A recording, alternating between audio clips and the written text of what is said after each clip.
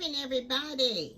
Yes, we are ready for our family to join us and our friends from close at heart who are there way far apart.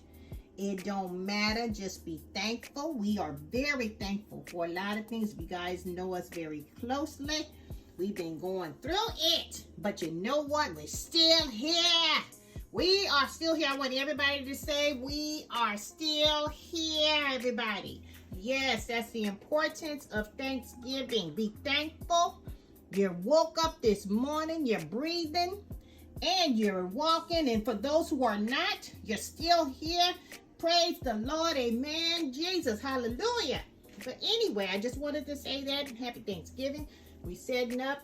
Our family's coming in soon. And I want everybody to be safe on the highways and all that good old stuff. No drinking and driving. Stay where you at. Call an Uber or stay with a friend. Whatever it may be, stay there until you are nicely sober. No drinking and driving. Okay?